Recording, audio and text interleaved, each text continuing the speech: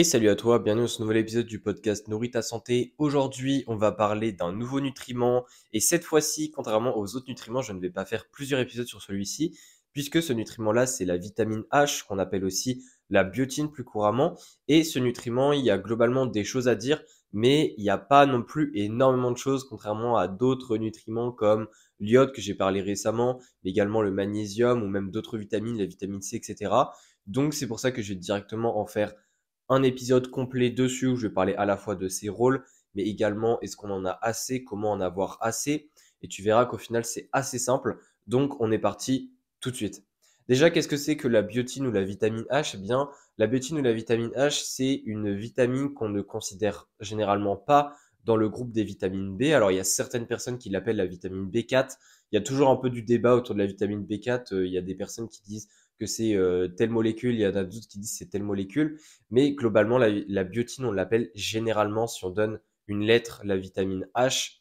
Et cette vitamine-là, en fait, elle n'est pas reconnue comme essentielle, ou du moins, il y a aussi un débat là-dessus. Il y a des personnes qui disent qu'elle n'est pas essentielle, comme par exemple la thiamine, la riboflavine, enfin plutôt les vitamines B pour le coup, ou même la vitamine D, E, C ou A. Et du coup, en fait, ça fait que la biotine, on s'y intéresse moins. Et surtout, il y a beaucoup, beaucoup, beaucoup moins de données scientifiques sur la biotine. Même si on connaît ses rôles, que je vais t'expliquer juste après, c'est beaucoup moins précis, c'est beaucoup moins clair que les autres vitamines essentielles, puisqu'évidemment, il n'y a pas le même intérêt porté dessus, de par leur côté essentiel, évidemment.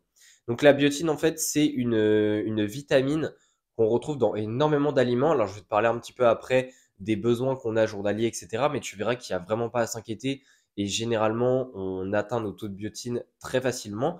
Mais en tout cas, globalement, eh bien, la biotine, elle a un rôle dans le métabolisme énergétique. Donc, c'est-à-dire qu'à la fois, elle va avoir un rôle dans la lipogénèse, également dans la gluconéogénèse, donc plutôt la production d'énergie à partir de d'autres substrats que les glucides, donc c'est-à-dire produire des glucides à partir, par exemple, de protéines, etc.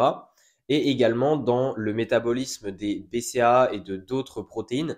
Donc là, c'est plutôt le côté catabolisme, le fait de casser les BCAA pour notamment produire de l'énergie, etc. Donc il y a toujours un peu un lien avec cette production d'énergie, pardon. Et aussi, à côté de ça, eh bien, il y a également un rôle dans la production de kératine. Alors la kératine, c'est une molécule que tu retrouves au niveau de la peau, au niveau des cheveux, et c'est notamment pour ça, je vais en parler après, que certaines personnes prennent de la biotine en supplémentation pour, soi-disant, améliorer leur santé de la peau, mais également améliorer leur santé des cheveux. Mais je vais parler après de ça, si il y a vraiment une réalité derrière ça ou si c'est très très marketing. Globalement, au niveau de ses rôles à côté du métabolisme énergétique, eh bien, c'est un rôle de cofacteur, notamment avec les carboxylases, etc., où la biotine va agir en tant que cofacteur et va assister ces enzymes à justement faire les différentes actions qu'elles doivent faire. Et c'est comme ça qu'après, eh bien, il y a vraiment ce rôle dans le métabolisme énergétique. Mais maintenant, on va parler un petit peu de la déficience avant de parler des besoins journaliers, ou du moins, on va parler est-ce que la déficience est courante ou pas. Alors, il faut savoir que avant de parler de la déficience, on va quand même parler de l'absorption, comment ça se passe un petit peu dans l'alimentation. Et bien, en fait, quand tu as de la biotine, généralement, tu l'as sous forme de biocytine dans l'alimentation. Donc, tu vas consommer ta biocytine et généralement, ça s'absorbe au niveau de l'intestin grêle, mais également au niveau du côlon. Et donc, une fois que tu as absorbé au niveau du côlon de l'intestin grêle, eh bien, ça va se transformer en biotine sous forme libre. Et puis après, ça va aller dans le plasma, etc. Donc, ça va s'attacher à une autre protéine qui va transporter justement cette biotine. Et ensuite, après, elle va être délivrée au niveau des différents organes, etc. Donc, voilà un petit peu comment se passe l'absorption de la biotine. À savoir que, avant de parler de la déficience, eh bien, on en a besoin de 30 microgrammes par jour. Donc, c'est vraiment une extrêmement petite quantité. 30 microgrammes par jour, c'est vraiment la quantité minimum qu'on a besoin dans la journée. Et il faut savoir que en moyenne, les personnes, donc dans les pays développés, etc., eh bien, apportent entre 35 et 70 microgrammes par jour, ce qui est largement suffisant. Et donc, c'est pour ça que la déficience est extrêmement rare. Mais la déficience, du coup, généralement, on ne l'obtient pas à partir d'un manque de biotine dans l'alimentation, mais c'est plutôt un côté génétique, un côté congénital où justement il y a un manque de molécules dans le métabolisme de la biotine qui font que même si on consomme de la biotine dans notre alimentation, eh bien, on va pas être en mesure de l'absorber correctement. Plus exactement, eh bien, généralement, ce qui se passe, en fait, c'est qu'il y a un manque chez certaines personnes de ce qu'on appelle la biotinidase. Et la biotinidase, c'est comme je te l'ai dit juste avant, cette fameuse protéine qui va transporter la biotine. Et autrement dit, même si tu absorbes la biotine en tant que telle, eh bien, si elle n'est pas transportée correctement, elle ne va pas pouvoir être utilisée. Et c'est pour ça que certaines personnes ont vraiment besoin d'une énorme supplémentation en biotine de façon à ce que, avec une énorme quantité, en fait, il y en a quand même une partie qui va être utilisée par le corps. Mais voilà, ça, c'est une maladie congénitale, c'est quelque chose qui est assez rare. Donc, évidemment, ça concerne une extrêmement petite partie de la population. Au niveau de la déficience, globalement, si tu as des problèmes de déficience de biotine, eh bien, tu vas avoir, en termes de symptômes, généralement des problèmes à la fois dermatologiques, donc ça a un lien probablement avec la production de kératine, là où a un rôle aussi la biotine. Également des problèmes neurologiques, donc ça, c'est probablement, on pense, lié au métabolisme énergétique. Et voilà, globalement, c'est un petit peu les principaux symptômes. Évidemment, ça peut prendre différentes formes, mais encore une fois, la biotine, c'est une déficience qui est extrêmement rare. Donc, même la déficience, on ne sait pas encore exactement tout. Enfin, du moins, c'est pas non plus aussi clair que par exemple le magnésium ou j'en sais rien. Mais un petit peu, enfin voilà un petit peu les infos sur la biotine au niveau de la déficience. Aussi, ce que je voulais parler, c'est au niveau des bons taux de biotine. Alors, généralement, comment on fait pour savoir si on a de bons taux de biotine? Parce que généralement, on ne calcule pas juste nos apports en biotine dans la journée. On se dit, OK, c'est bon, j'en ai assez. Généralement, on calcule avec le sérum, donc la concentration de biotine dans le sérum. Alors, souvent, ce qu'on prend comme valeur, eh bien, c'est qu'au-dessus de 400 nanogrammes par litre, eh bien, on est sur une quantité qui est largement suffisante et donc, on a de bons taux de biotine. Si on est entre 100 et 400 nanolitres, on est plutôt dans une quantité qui est suboptimale, on pourrait dire.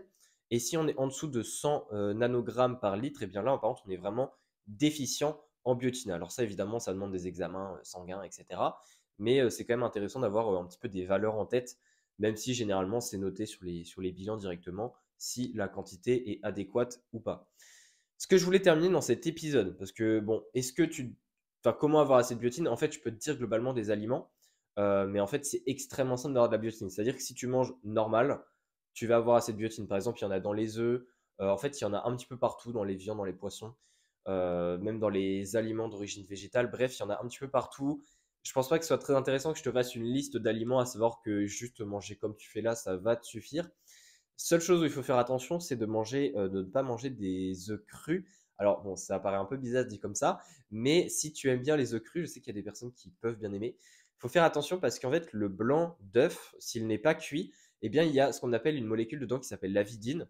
Et en fait, l'avidine, qui de base n'est plus présente quand le blanc d'œuf est cuit, et en fait, l'avidine va empêcher l'absorption de la biotine. Ce qui fait que si tu manges des œufs crus globalement, eh bien, ça peut venir empêcher l'absorption de la biotine et donc poser problème à long terme si évidemment tu fais ça fréquemment. Donc voilà, ça c'était juste une petite aparté. Sinon, ce que je voulais dire pour finir, c'est est-ce que la supplémentation en biotine est intéressante ou pas pour la peau et notamment pour les problèmes de cheveux. Il y a des personnes, par exemple, qui ont des calvities, des choses comme ça, qui essayent de prendre de la biotine pour aider la pousse des cheveux parce qu'il y a des personnes qui insinuent le marketing, etc., qui dit que la biotine a un rôle dans la production de kératine, dans la production d'énergie, et donc ça a forcément un rôle dans la pousse des cheveux.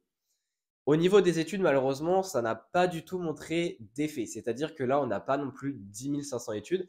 Mais en tout cas, les études les plus récentes sur le sujet n'ont pas montré d'effet, n'ont pas montré de différence entre prendre de la biotine et ne pas prendre de la biotine sur la peau, sur les cheveux et autres. Donc, est-ce que c'est utile de prendre de la biotine?